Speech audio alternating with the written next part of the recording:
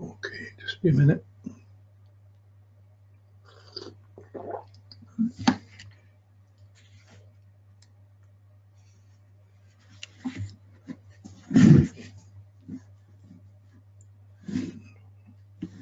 Okay. So today we're dealing with Mars transits, and we're following them in a special order so you can understand how they work. Mars, when we just normally think of aggression, it's force, it's strength, it's passion. It's generally how we think of Mars, how we use force and energy. Really, it is one of our more difficult planets to predict by.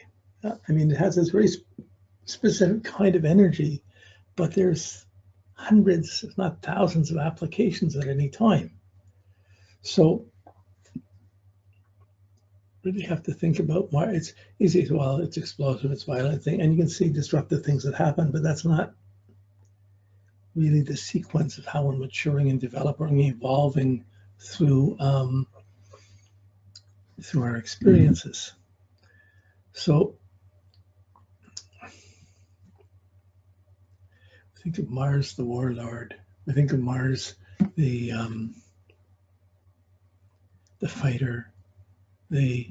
Venus is how you satisfy love. Mars is how you want to satisfy what you want to do to others or for others. So Mars is the planet talks about it. It's your energy. It's what you want to do. It's your desire for experience. And that desire for experience is so individualized and so unique. It's very hard to make generalizations about how Mars works. It's relative to each person and their experiences. It's relative to the experiences you have. It's relative to the experiences you haven't had. And there's so many factors that come into experience. What experience do we want? How does Venus affect our Mars? What do we think we need to do? What plans are we putting into action? That's Mercury to Mars. What do we think is important? Sun to Mars. So what do we need to do to get by? That's Moon to Mars. So we have these predispositions in our natal chart to how Mars is. So as Mars goes around the chart, it's going around the chart and it's making your Mars happen. It's Mars as it works for you. The same aspect with different people will have very different applications and very different specifics. So until you know what someone's trying to do, what they want to do, what they succeeded at, what they failed at, what they accomplished, what they didn't, what they could do, what they can't do, and what they're struggling with to do, it's hard to get a glimpse of how Mars specifically is working. At the same time, if we do something and gets blocked, or we fail, or we run into interference, or we get stopped, we can run into blocks and disassociation. Where I can't do that. I'll never do that. I can't. We get into the negative Mars, and the negative Mars can really bleed in to what you're not doing. So what you're doing and what you're not doing are tied into each other. It's just like if one force is pushing, another force is backing up. So pushing or pulling, going forward, responding. This is energy. So how we apply energy, how we use our energy. So Mars is our muscle tone. It's this is the battle of life. All life is a battle of muscles and bones. Muscles and bones. That's Mars and Saturn. And we're just a bag of muscle and bones and guts and stuff and food and stuff. It's the inner planets all hanging on inside the sack, inside the skin, inside the bag of skin of Saturn, held up by the bones of Saturn, moved by the muscles of Saturn, depending on how well the other inner things are working together.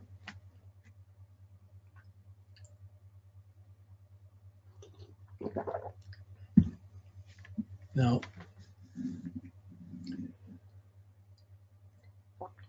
okay, just double checking everything here. Okay. So, what are you doing? What are you trying to do? What do you want to do? What have you done with your life?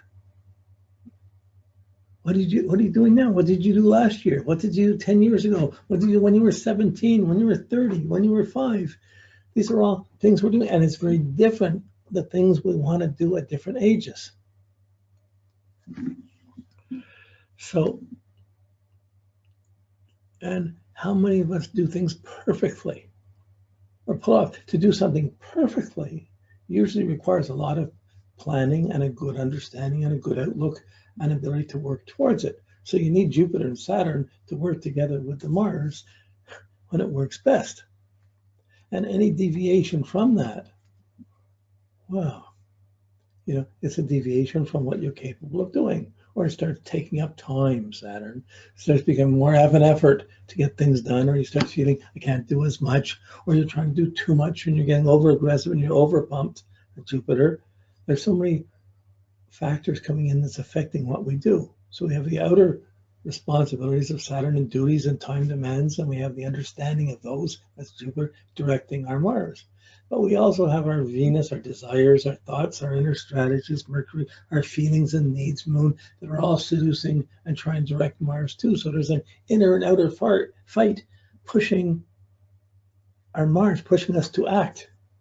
And we're trying to choose which is more important, the inside or the outside, the inner, what I want, what I'm thinking, what I feel I need, or what I got to do, what I got to keep up with. And everybody's different. Everybody has different polarities.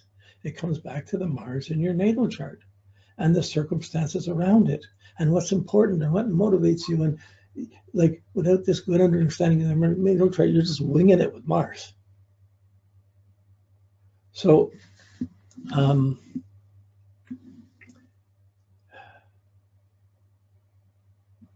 really is a unique puzzle. It's noticeable, it's seeable, and you can see the triggers, you can see things happening on Mars, but to predict what they are in advance, well, there's always 10 or 20 things it could be, and it might be one of them, it might be two of them, it might be all 10 or 20. You can't tell how much is happening at the same time. It depends how much you're living, how much you're doing. Are you overextended? Are you underextended? Are you overachieving? Are you underachieving? What are you capable of? When you look at anybody you know, what are they capable of? What was dad capable of? What did mom do? What did my brothers do? What did my friends do? What did my boss do? Who does what? Everybody's trying to do things. It's terrible having a boss or a parent that can't do things or doesn't do it well and is blaming you for what you didn't do or pushing you extra further for what you can do. So then we have our subjective and objective functional world where we inwardly have our things we feel we instinctively want to do or subjectively are aligned to doing. And outwardly, we have all these pulls and pushes to do things that may or may not be reinforcing our personal depth, our personal security. So this is the puzzle. I mean, each planet's its own thing, but as they start coming together, this matrix comes together and it's integrated by your whole chart, by what motivates you, what you project out, what you accomplish, how you react to other people, how you take things in, how you live day to day, how your attitudes towards freedom and responsibility, all of these things. And then each planet has its different level of function, and they're all interpenetrating and working with each other. It's a very complicated, sophisticated symphony. And the symphony is not always harmonious. It's just as often unharmonious or discordant or dissonant. So this puzzle, how does my Mars work? Really, before you're working with Mars, you got to look at the chart and see what is that person predisposed to? How does their Mars work? Is it rising? Is it setting? Is it above? Is it below the horizon? Is daylight increasing, darkness? You need to know all these things. What's natural for you to use your energy? And anytime Mars goes around, it's going to affect how you use your energy. It's going to affect how you have your desires for experience according to what works for you or how where it releases. And when it releases in your way, on your terms, wow, that's really energetic. When it's releasing on other people's terms in other situations, it's more complicated.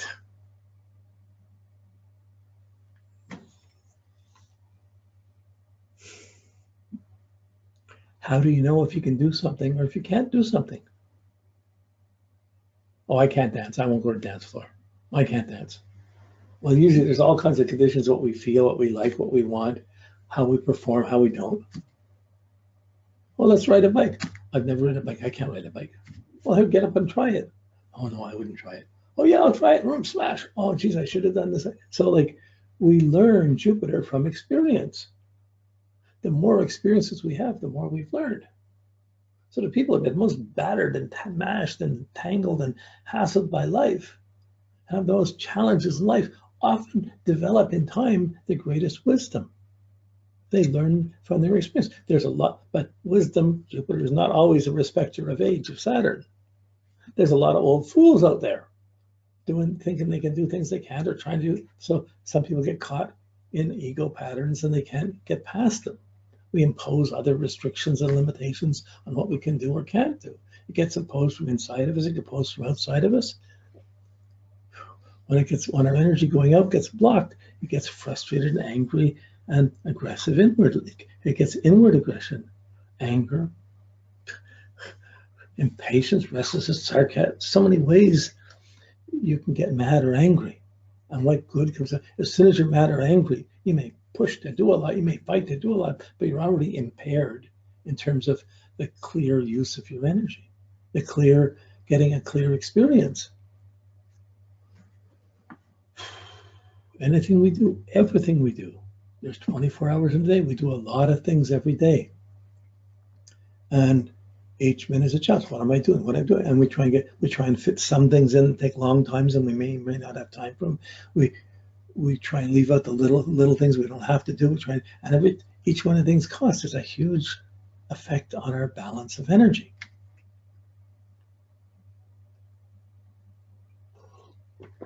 And our health. Just even asking, what's your muscle tone? Well, how do you measure it? Is it strong? Is it weak? Is it pretty good? Are you really great? Are you not great? Are you like so many puzzles for Mars? Now,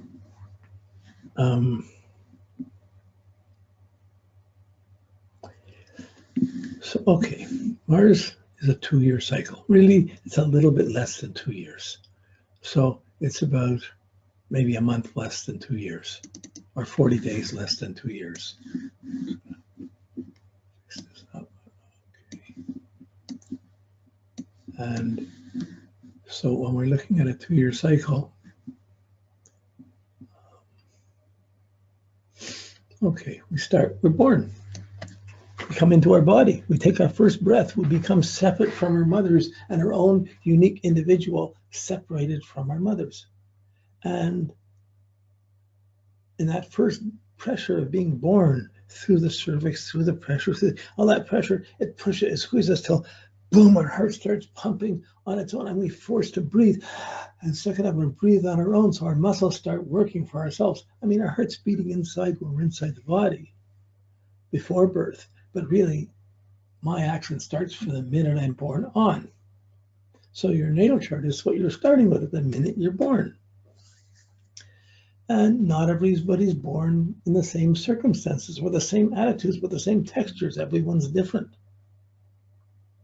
And it's a puzzle.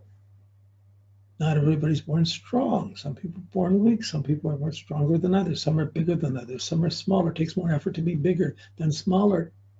Each one has its own puzzle as you're born. And when you're born, you're just in your body. Everything's sensitive. You're moving around. You're lying there and you're trying to move, kick, scream, whatever. But it takes a while even to move your arms, move your legs. You're there. The body just kind of floating there. And between feeding, discomfort, screaming, yelling, arguing, turning, moving. As this happens, the first day, it's really critical, but each day this builds up. We did this by the moon. We talked about these things, but these things build up. And as these experiences build up, we're not just lying there still. A stillborn is a deadborn. Like there's movements. That movement is Mars.